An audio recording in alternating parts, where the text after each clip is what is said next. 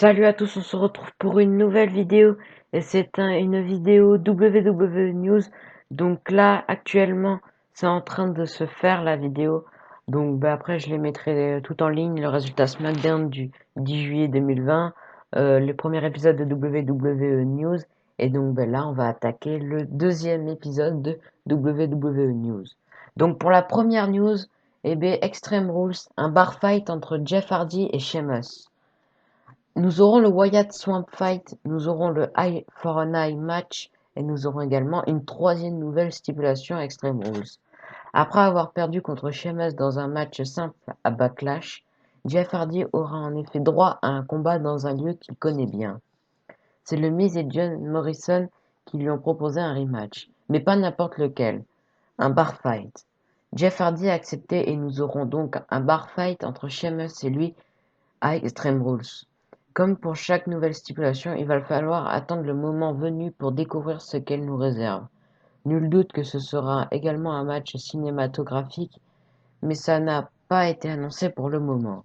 Extreme Rules se tiendra le 19 juillet 2020 euh, au Performance Center à Orlando. Donc voilà, je vous ferai une vidéo aussi prédiction. Et donc bon, pour l'instant, on va passer à la deuxième news. Donc la deuxième news, c'est que Edge Styles s'exprime au sujet de son départ de Raw. Comme vous le savez, Edge Styles a quitté le roster de Raw pour rejoindre SmackDown afin de devenir le champion intercontinental. Cette semaine, sur sa chaîne Mixer, Edge Styles a commencé les rumeurs au sujet des raisons possibles de ce changement de division. Il explique que les rumeurs qui disaient qu'il était intimidé à Raw sont fausses et que ce n'est pas parce qu'il était fâché envers Paul Heyman pour le départ de Luke Gallows et Karl Anderson. Il y a des rumeurs selon lesquelles AJ Styles aurait quitté Raw pour SmackDown car il était intimidé. C'est la chose la plus idiote que je n'ai jamais entendue.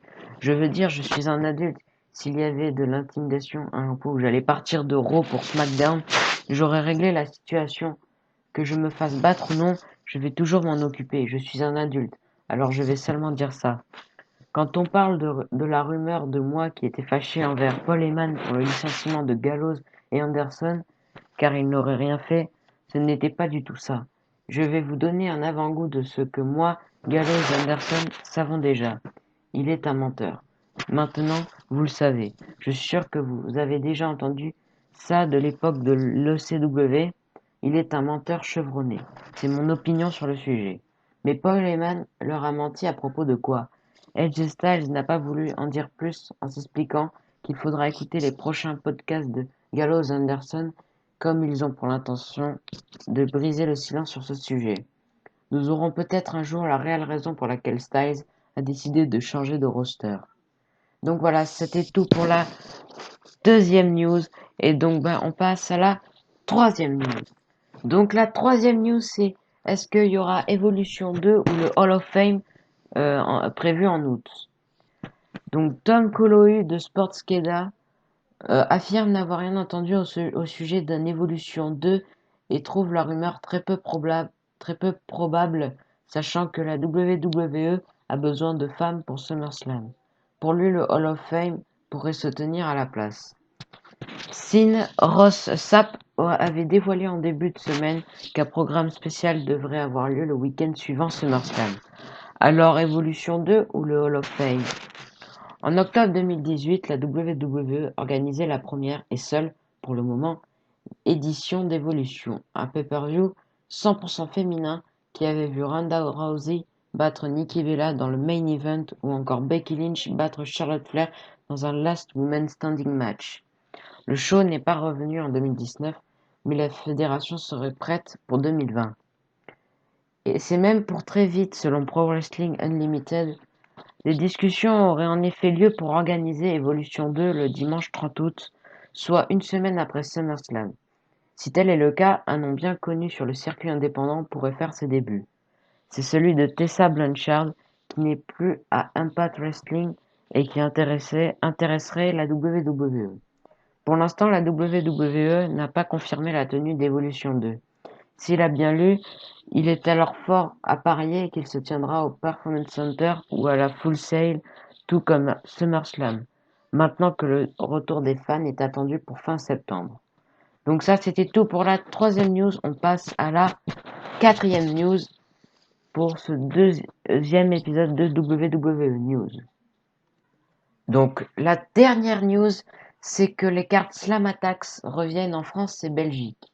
Tout le monde se rappelle des cartes Slam Attacks, celles avec lesquelles on jouait pendant entre autres les cours de récréation. Après une absence de plusieurs années, on pourra rouvrir nos classeurs pour y ranger une toute nouvelle collection nommée Reloaded débarque et elle sort partout en France et Belgique dès la fin du mois.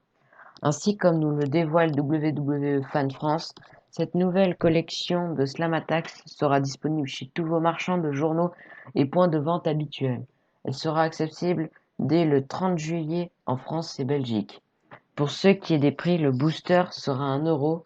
Le pack des 6 boosters contenant 35 cartes plus d'une édition, plus une édition limitée à 5,99 € et le starter pack avec un classeur et quelques boosters à 8,99 €. Certaines des cartes seront dédicacées par les superstars en personne.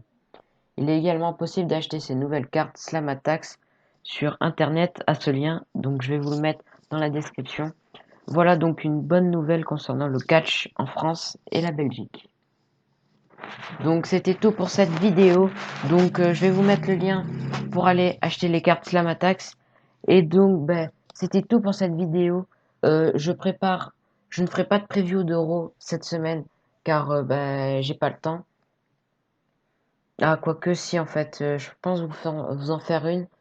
Donc je vous ferai preview d'Euro du 13 juillet 2020 et peut-être du WWE News lundi, je sais pas. Donc voilà, c'était tout pour cette vidéo.